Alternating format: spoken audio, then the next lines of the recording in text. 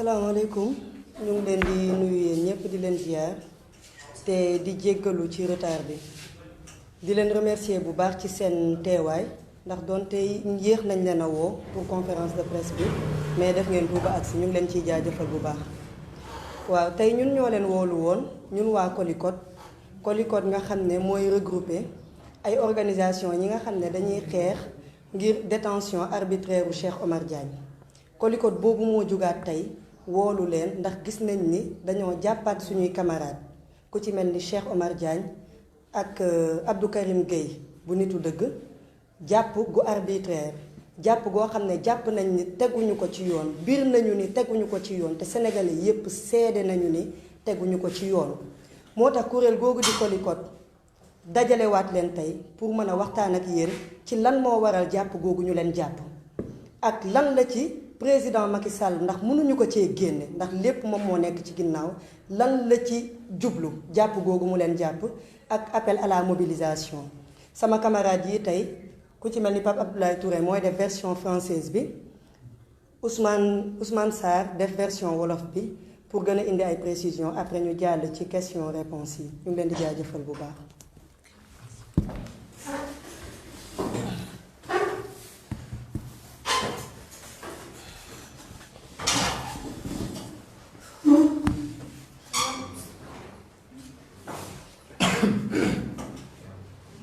Bonsoir, chers journalistes. Bonsoir, chers camarades. Aujourd'hui, nous sommes là pour se prononcer sur une situation qui est vraiment regrettable. Le peuple sénégalais a tristement constaté que depuis quelque temps, il y a un acharnement flagrant et notoire à l'endroit ou bien à l'encontre des gens qu'on peut dire des porteurs de voix ou des membres de la société civile. Donc aujourd'hui, nous sommes là pour s'adresser à l'opinion nationale comme internationale pour des questions concernant l'arrestation illégale, injuste et arbitraire de nos camarades de lutte. On peut citer le professeur Cheikh Omar Diagne, Abdou Karim Gueye, qui est le coordonnateur du mouvement Nitu Deug Valeurs. Donc aujourd'hui, on est là pour interpeller l'opinion nationale et internationale sur cette question. Parce que ce qui est en train de se passer dans ce pays est juste scandaleux. C'est scandaleux parce qu'il y a une privation d'une liberté qui a été consacrée par notre Constitution. Le droit ou bien la liberté d'expression, c'est un droit fondamental, garanti par notre Constitution. Nous voulons rappeler les faits. Cheikh Omar Diagne et Abdou Karim Gueye ont été arrêtés et mis en garde à vue parce que tout simplement, ils ont réitéré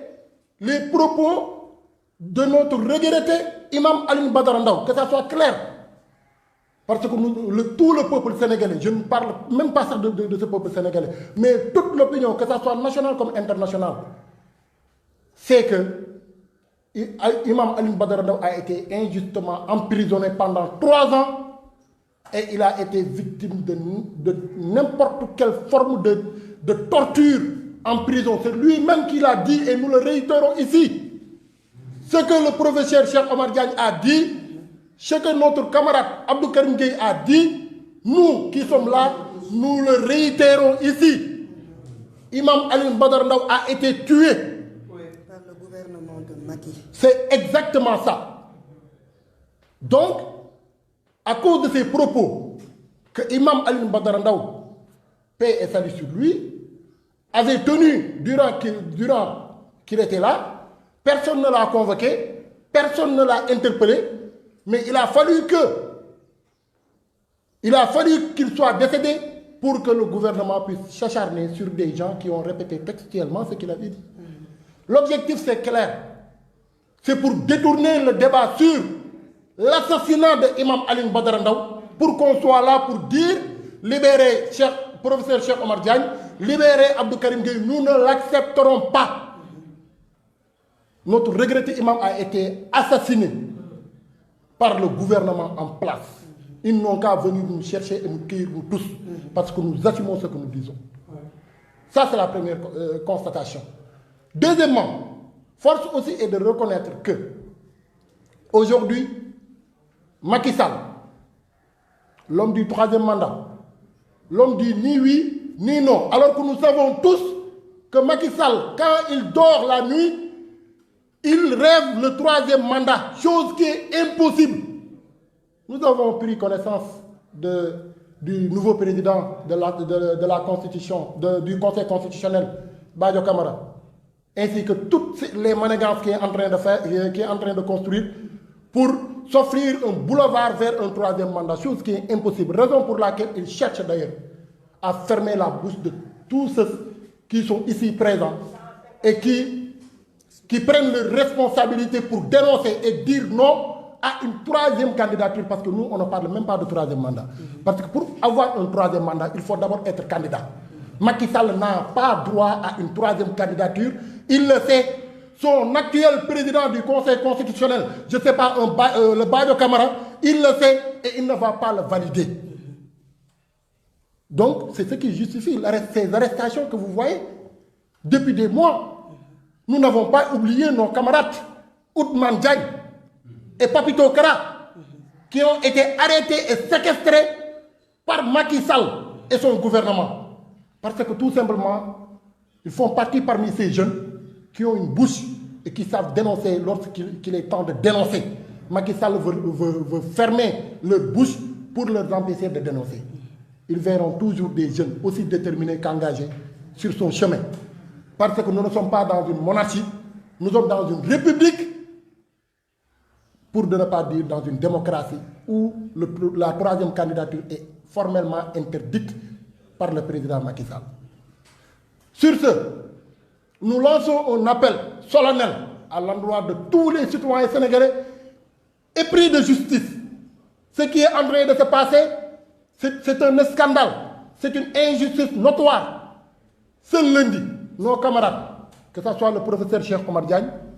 et Abdou Karim Gueye, seront encore une fois au tribunal. Ils seront au tribunal. Nous, les membres de la société civile, ces organisations que vous voyez ici, lancent un appel solennel à l'endroit de tous citoyens sénégalais épris de justice de se mobiliser massivement, le lundi prochain à partir de 10 h au tribunal de Dakar pour apporter notre soutien et notre solidarité à nos camarades, mais aussi pour barrer la route à ce dictateur Macky Sall. Parce que ce qu'il veut faire du Sénégal, nous ne lui laisserons jamais faire ça. Donc, il y a aussi la famille de Imam Alioune Badara Ndao qui ont tenu une conférence de presse tout à l'heure à Kaolack pour apporter leur soutien ainsi que leur solidarité aux prisonniers et aux détenus politiques, professeur Cheikh Omar Diagne et Abdou Karim Gueye. C'est dans cette même sillage que nous invitons les autres Sénégalais de nous rejoindre sur cette lancée, de se mobiliser massivement, de venir le lundi prochain à partir de 10 h au tribunal de grande instance de Dakar pour apporter notre soutien, mais aussi pour dire non à cette tentative d'intimidation, parce que ce qui est en train de se passer, c'est une tentative d'intimidation. Macky Sall cherche à nous faire peur pour qu'on recule, pour qu'on arrête de dénoncer sa gestion scandaleuse, mais aussi pour qu'on arrête de se prononcer comme il l'a interdit à ses ministres, et pratiquement aux ministres qui ont le courage de dire que Macky Sall n'a pas le droit à une troisième candidature. Mais si vous êtes un ministre ou un directeur général, si vous dites que Macky Sall a bel et bien droit à une troisième candidature, mais il va te donner même une promotion. Nous avons vu ces temps-ci des ministres et des directeurs généraux qui font la promotion de la troisième candidature de Macky Sall. Aucune sanction. Mais il suffit de sortir pour dire que Macky Sall n'a pas le droit, il va te sanctionner. Chose qui laisse croire que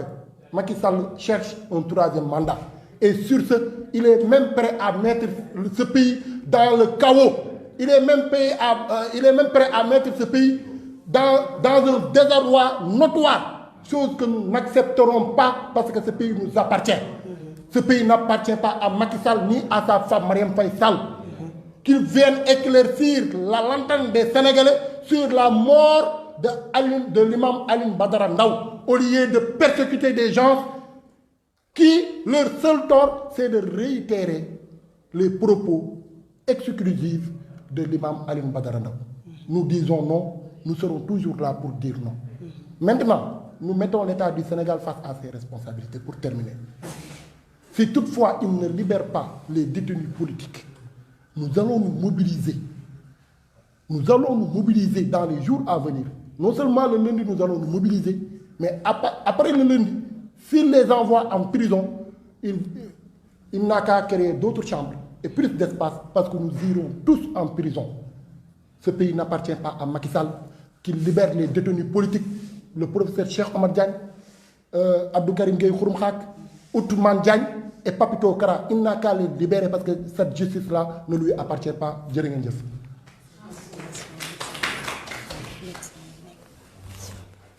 Oui, il y avait aussi une information importante que nous voulons soulever concernant les médecins de l'hôpital Fann. On nous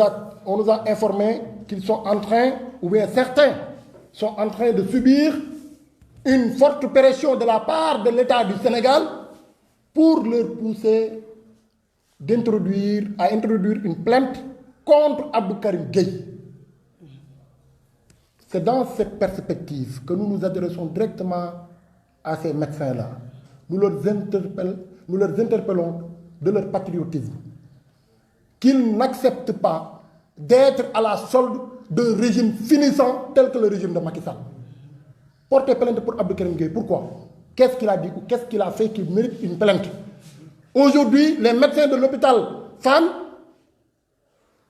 sont victimes, en tout cas, d'une pression étatique pour qu'ils déposent une plainte contre notre camarade Abdou Karim Gueye dans le seul et unique but de le maintenir en prison. Parce que Macky Sall, aujourd'hui, avec son procureur soumis, avec son juge d'instruction soumis, avec ses quelques magistrats qui sont à son service et non au service du peuple, cherche à nous coller, nous tous, des ouvertures d'une enquête judiciaire. Et par la suite, le procureur a 6 mois devant lui pour statuer sur la question. Mais le cas de Ousmane Diagne, ils ont fait combien de mois actuellement? Et ils attrapent parfois des gens en flagrant délit, mais ils refusent de leur juger en flagrant délit. Ils préfèrent d'instruire le dossier pour gagner du temps et leur maintenir 6 mois en prison, chose qui ne passera pas. Donc nous lançons un appel à l'endroit de ces médecins victimes d'une pression. Nous tous, nous subissons des pressions de la part de l'État. Mais nous avons eu la chance d'être dignes et d'assumer nos positions et d'assumer notre patriotisme parce que seul le Sénégal compte pour nous. Donc nous leur interpellons en ce sens. J'espère que j'ai tout dit. Sama copain mooy wax wolof.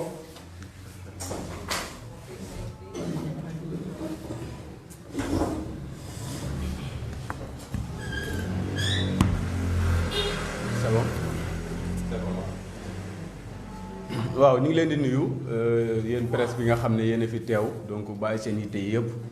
ak ñi nga xam ne wuyu si nañu donc ñëw ngir soutenir suñu frères yi nga xam ne dañ leen téye si kaso bi.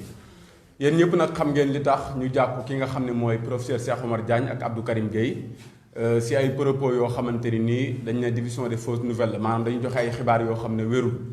te xibaar yooyu noonu kii ko njëkk a joxe mooy ki nga xam ne moom la yëfi dal muy imam Alioune Badara Ndao te bi mu koy wax nag mi ngi ko wax en public donc ñëpp di ko gis mu tenir propos yi wax ne si biir kaso bi nga xam ne fa la nekkoon muy camp pénal dañ ko fa doon torturer maanaam torture boo xam ne torture psychologique la donc mu dund ko ba sax ba mu fa jugee donc nit ñi ak médecins yi jàppoon nañ ne kii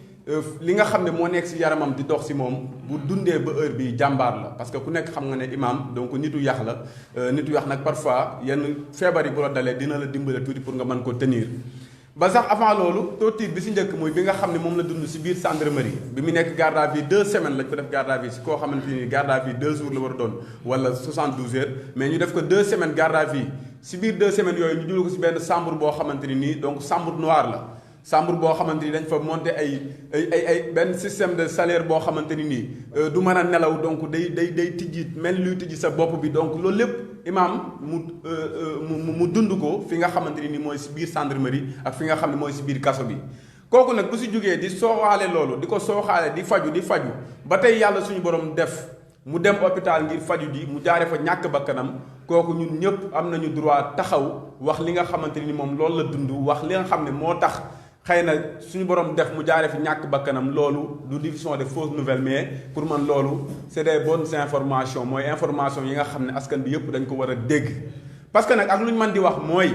bu ñu nee état du Sénégal moo rey imam Alioune Badara Ndao xëy na ñu bëree bëri dinañu wax ne non xëy na non nan la état di reyee imam Alioune Badara Ndao nan la koy reyee mais dafa am benn système boo xam ne Macky Sall mi ngi koy doxal depuis très longtemps mooy que ne bu njëkk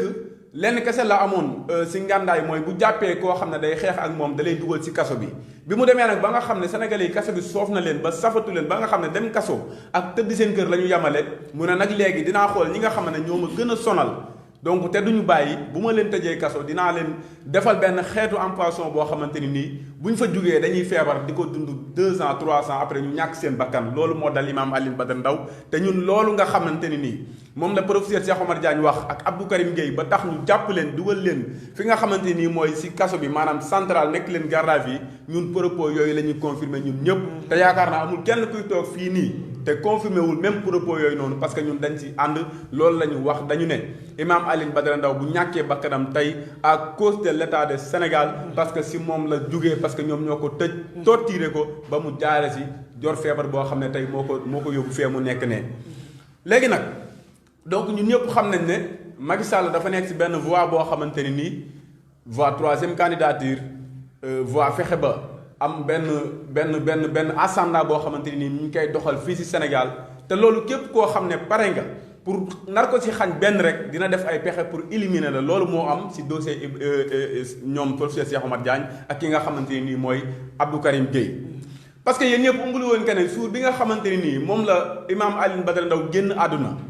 te pour man d'ailleurs dégg ngeen ñu ne Marème Faye Sall daf doon joxe ay ndimbal ngir yóbbu imam Alioune Badara Ndao mu dem faju ji France mais lan moo tax bu fekkee moom nangu na jël ay millions yu dul jeex nangu jël ay passeport diplomatique ngir lan ngir faj imam Alioune Badara Ndao waaye léegi lan moo tax bi imam Alioune Badara Ndao génnee àdduna demul mu paas dem jaale ji ko te li mu koy jaale ji li mu siy dépassé mu dul sax 10 000 francs mais léegi ana millions yooyu mu ko doon jox léegi millions yi pour lan la ba léegi nii amul kenn koo xamante ni si waa nguur gi muy Macky Sall ak ay ministre muy Marème Faye Sall bi nga xamante ni nii dana woon day faj imam Alioune Badara Ndao amul kenn ku teg tànkam Kaolack ngir jaale ko te gis ngeen fi bërki démb bi nga xamante ni la reine Elisabeth gaañu na Macky Sall dafa def tweet mais lan moo tax Macky Sall def tweet koo xamante ni benn màggat boo xam ne ma nga ba Angleterre ay junniy kilomètres ak ñun def benn tweet di ko jaale ne parce que nee na dafa am naqar si dee bi nga xamante ni moom la ren bi dee waa léegi ki nga xam ne mooy kilifa diine nekk fii Sénégal yor ay junniy donga am ñu mu jàngal ba ñu tëjji yeneen daara di jàngale alxuraan ak jàngale alxuraan li nga xam ne loolu la suñu borom wax suñu borom ne ñi nga xam ne ñoom ñoo jàng alxuraan ba pare di ko jàngale ñoom ñoo ko représenté si kaw suuf ñoom ñoo teye àdduna bi tukki waaw Macky Sall kon yéen ñi nga xam ne jàng ngeen alxuraan yéen kilifa yi nga xamante ni nii yéen ak imam Alioune Badara Ndao seen ay collègues la parce que jàngalekatu alxuraan la parce que nitu diine la mag gaañu na Macky Sall deful tiwit naqarluwu ko ñaawlu si waxu si fenn waaye benn ren boo xamante ni ma nga ba Angleterre Macky Sall def na tiwit loolu day wane ne yéen kilifa diine yi yéen ñi nga xam ne da ngeen di dund sunnatu rasulullah fii si Sénégal Macky Sall respecté wu leen faalewu leen xoolu leen parce que ñee la gën a respecté que yéen en réalité loolu mooy dëgg bi te loolu moo am te loolu lañ fi yàgg a gis beneen bi nag mooy li nga xamante ni dañu yaakaar ne moo tax mu jàpp ki nga xamante ni mooy Abdou Karim Gueye ak Cheikh Omar Diagne mooy mbirum 3e candidature parce que Macky Sall pare na ngir képp koo xamante ni nar na def 3e candidature te nga nar a taxaw xañ ko ba du ko mën a def ba nar a taxaw woo askan bi ñu génn bu ko naree def ngir manifester ngir contre loolu noonu Macky Sall dina xool naka la lay sàkkalee pexe fii ak 2023 kon dama ne ñun ñëpp nañu pare xam ne li nga xam ne moom la Macky Sall def pour ñu intimider ñu pour lan pour bëgg a def 3e candidature nañu pare ñun ñëpp pour dénoncer ko nañu pare pour woo askan bi ñu génn si mbedd mi ñu manifester lépp lu mu laaj ñu def ko bu laajee ñu joxe suñu bakkan ñu jox ko suñu bakkan mais li nga xam ne loolu la constitution wax du ñu nangu kenn ku ko jéggi def yëfu maa tey te yaakaar naa ñu toog fii yëpp kenn du ko nangu te ñun ñëpp pare nañ ngir jox ko suñu bakkan ngir contre li nga xamante ni mooy la 3e candidature de président Macky Sall fi may daanee nag mooy di wax ne maa ngi dégg parce que am nañ ay information que ne ñi nga xam ne ñooy médecins yi nekk Fann dañu leen di teg benn pression ngir ñu porter plainte contre Abdou Karim Gueye parce que état bu Sénégal xam na ne li mu jàppee professeur Cheikh Oumar Diagne ak Abdou Karim Gueye mënu leen ci dugal ci kaso wala bu leen dugalee ci loolu kaso donc day jalgati li nga xamante ni mooy yoon te yëfu maatee la te aussi askan bi yëpp dañuy xam ne Macky Sall daf leen a bëgg tëj rek ngir tëj leen mais lii jërul woon ñu leen tëj parce que division des fausses nouvelles la wax moom lañ leen di toppee. léegi nag mi ngi jéem a teg pression médecins yi pour ñu porter plainte léegi nag bu médecins yi porter plainte loolu daf koy may bu bàyyee Abdou Karim Gueye ñu dem jàppaat ko këram ñu ne état kat yoonam nekkatu si parce que moom li mu waroon def jàpp na leen division des fausses nouvelles moom instant génn na si ay responsabilité am mais yeeg day jaxase médecins yi ak ñi nga xamante ni mooy Abdou Karim Gueye te Abdou Karim Gueye ginnaaw yàlla tey bu amee wér ba mën a dem naan day manifester ba mën a dox si mbedd mi mën a lekk mën a naan yéen médecins yi yéen a ko waral parce que yéen yéen a si def liggéey bu extraordinaire liggéey boo xam ne askan bi yëpp dañ leen si jaajëfal parce que dañu xam xarañte bi nga xam ne xarañ ngeen ko ak jàmbaar bi nga xamante ni jàmbaar ngeen ko ba tey si la Abdou Karim Gueye wéree kun man Abdou Karim Gueye lenn kese lay def mooy delloo leen njukkal mais du wax dara loo xamante ni daf leen di mettre en mal ak population bi du def dara loo xamante daf leen di mettre en mal ak population bi na ngeen xam ne Abdou Karim Gueye seen frère la Abdou Karim Gueye seen xarit la te du wax dara loo xamante ni nii donc pour jaxasee leen ak askan bi kon bu ne Imam Alioune Badara Ndao bi muy dugg hôpital dañ ko jàpp mu doxal boppam dugg si biir hôpital parce que loxo buy métti la fay indi mu ñëw nekk dans les comas yéen taxu leen muy wax parce que nag il faut ngeen xam ne ñun li ñuy xeex système la système bi nag bu ñu ñëwee wax hôpital yi du médecins yi ñoo tax bu ñu ñëwee wax prison yi du administration pénitentiaire moo tax bu ñu ñëwee wax la police du policier yi liggéey foofu ñoo tax mais système bi nga xamante ni état du Sénégal moom moo ko yor nekk police nekk hôpital nekk si biir prison bi état boobu noonu moom moo yor système boobu di defloo ñi nga xam ne ñooy ay nit yu nekk si biir corps bi ñuy def li nga xam ne loolu la état bëgg ñu defal ko kon yéen amuñu benn problème ak yéen Abdou Karim Gueye bi ñuy wax yéen taxu leen muy wax parce que li tax muy wax mooy état bu Sénégal bi nga xam ne capable na rey képp koo xamante ni pare nga ngir jàkkaarloo ak moom mais képp koo xam ne pare nga ngir yee askanu Sénégal pour que ñu mën a conscience seen réew man si gën a bàyyi xel état bu Sénégal capable na loolu foofu noonu la doon waxee ngir wax ne kat attention le fait que Imam Alioune Badara Ndao bi muy dugg fii loxo buy mettre la fi te dafa duggal boppam mun ñëw 2 jours après mu nekk dans les comas kon attention parce que état bii nii capable na sax def ay pexe ngir rey Imam Alioune Badara Ndao kon ma leen di wax ne leen na ngeen dalal seen xel malgré pression yi ngeen di dund buñ leen jay ba ngeen porter plainte Abdou Karim Gueye parce que Abdou Karim Gueye seen frère la yéen a tax tey mu wér yéen a tax tey muy dox te yéen fu mu toll daf leen di sant daf leen di gërëm bi si des nag mooy dañuy woo askanu Sénégal di leen wax ne comme à chaque fois niñ koy defee dañu leen di ñaan rek parce que ñun suñu ay frère lañ sañuñ leen wax ne leen force da ngeen di génn ngeen ñëw jàppale ñu sañuñ leen wax ne yéen ñëpp bàyyi leen seen liggéey ngeen ñëw jàppale ñu mais dañ leen di wax en tant que frère mais en tant que ñoo xamante ni nii dañu yàgg taxaw di xeex ngir Sénégal dañu leen yàgg a taxaw di leen xeexal ci seen ay problème ñu am problème tey moo tax ñu leen di wax ne leen lundi ñu ngi leen di ñaan yéen ñëpp ngeen ñëw fi nga xam ne mooy tribunal ngir soutenir leen parce que loolu rek ngeen leen deseel loolu rek ngeen leen mënal mooy bu ñu nekkee ci ay xat-xat ngeen ñëw taxaw jàppale leen wan leen ne leen kat li ngeen ñu yàgg a xeexal li ngeen ñu yàgg a taxawal tey ñu ne dinañ ñëw taxaw ngir yéen te donc dinañu continuer di taxaw donc ngir yéen la famille de Imam Alioune Badara Ndao def nañu benn point de presse tey ngir ñaawlu li nga xamante ni nii mooy jàpp bi ñu jàpp Abdou Karim Gueye ak Cheikh Oumar Diagne parce que dañu xam ne li ñu leen jàppee imam moo ko njëkk a wax pourquoi imam bi muy dund wax ko wóoluwuñ ko léegi nag lan moo tax mu génn àdduna am ñu ñëw wax loolu ñu ñëw bëgg leen a jàpp tëj leen ci kaso bi moo tax ñoom ñi ngi woote mobilisation sa Kaolack ngir waa Kaolack gi yëpp